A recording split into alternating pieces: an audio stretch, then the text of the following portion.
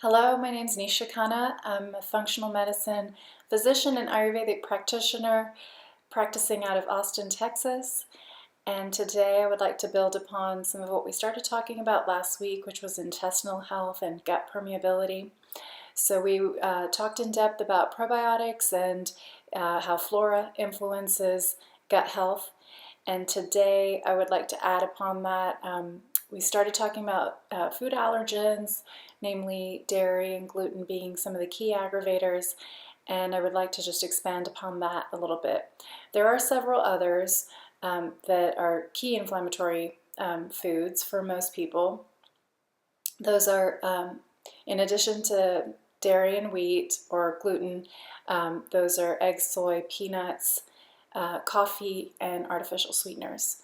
So all of these broad categories of food can affect intestinal permeability, causing gaps in the tight junctions of the intestinal tract.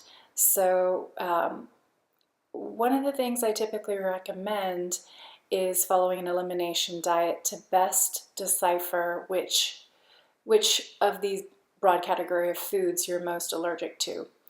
So I did mention food sensitivity testing last week and how it may not be the most reliable test up front when you do indeed have leaky gut already.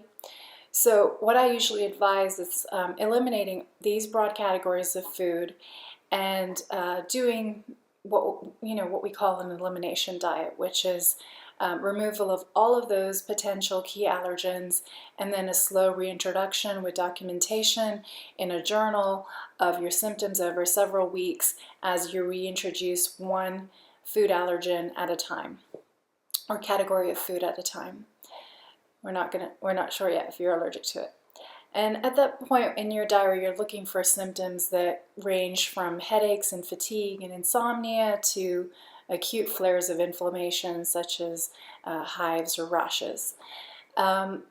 So that's food sensitivity and how it impacts intestinal health. One thing I would like to kind of bridge upon from that topic is, when do you stop? When do you then say, okay, now I can relax my diet and eat a bit more freely? So that's the big question for a lot of people. It really does range. So it can take anywhere from a couple months to a year or so to heal your gut. However, what I would like to talk about today and focus on is indeed relaxing when that time comes. I feel that a lot of patients can get attached to their diagnosis. They end up identifying with the illness and the ailment, and it becomes part of their identity. And that's problematic because we as individuals are pure light, pure spirit that doesn't have any disease. And I really believe that we have the power to heal our bodies as we identify more and more with our inner truth, our inner light. So if we then are attaching to our diagnosis and saying, okay, I have IBS and I can't eat this and I can't eat this, that level of restriction and that identification with a pathology actually can propagate illness, because as we know, the body is crystallized mind. So our mind is much more powerful than the physicality of our body and influences our ability to heal and the immediacy in which we heal. So my philosophy of practice is Finerbalance, which means to me that we're here to enjoy life. We're here to experience everything that we want to experience. And I love that physical freedom. I love that spiritual freedom of being able to have flexibility in my day and not necessarily be like, okay, I have to be gluten-free, dairy-free, soy-free, everything free for, forever. I believe it's important to implement these restrictions if it's necessary, and to know when to relax. And so that's the same philosophy that I like to transmit to my patient care. I want people to feel freedom, and you can feel freedom within restriction. You know, you can have a set of guidelines and then find freedom within that. But for me, I'm always kind of pushing the edge. How much can I get away with? And I think that's how I enjoy life, because I don't want to live a life of restriction, and I don't want that for other people too.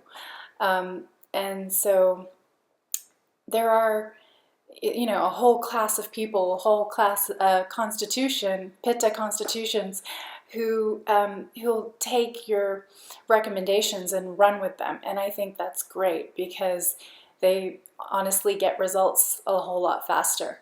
And with that restriction, the idea is that you may cleanse, and you may get to a point where you're good now. You can have a little bit of flexibility.